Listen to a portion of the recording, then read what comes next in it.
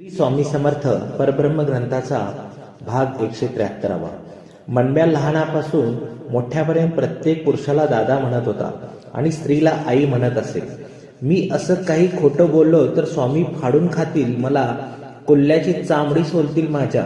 लोकांना उमगलं की स्वामींच्या कृपेने मनव्याला भूत भविष्य उमजू लागले आहे.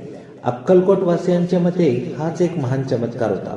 मुका बोलू लागला होता, भूतकाळाविषयी स्वामीप्रमाणे डोकावू लागला होता. आपली काही कामं दुसऱ्यावर सोपवितात आणि आपल्यावरील कामांचा भार कमी करावा, अशाच काहीशा रीतीने स्वामींनी भूत भविष्यात डोकवण्याचा आपल्या कार्याचा काही भाग मनव्यासारख्या उन्मनी अवस्थेतील वावरणाऱ्यांना सोपवला असावा असे वाटते. यावरूनच स्वामीची अलौकिकता सामर्थ्याची प्रचिती येते. मनब्यासारख्या वेड्या आणि मुख्याला कुठल्याही साधनेशिवाय सिद्ध पुरुष बनवणे हे असामान्य तत्वाचे लक्षण होते. गुरु शिष्य हे नाते म्हणजे काय, योग्य अभ्यास कशा प्रकारे करायला हवा, उपासना म्हणजे काय, एकाग्रता खुशाशी घातात, साधनेत कशा प्रकारे तपश्चर्या करावी लागते वगैरे गोष्टींचा मनब्याला गंधही नव्हता. सिद्धी प्राप्तीसाठी साधक आपली सारी पुण्याई व जन्म पणाला लावतात, तरी त्यांना सिद्धी प्राप्त होईलच अशी खात्री नसते. किंबहुना बऱ्याच जणांच्या बाबतीत सिद्धीचा लाभच नसतो. पण स्वामींनी वरदास ठेवताच मनब्याला सिद्धी प्राप्त झाली होती. हेच तर स्वामींचे अलौकिकत्व होते. स्वामींच्या चराचरावर सत्ता होती. केवळ माणसे नव्हे तर जनावरही त्यांचा अर्धा वचनात होते.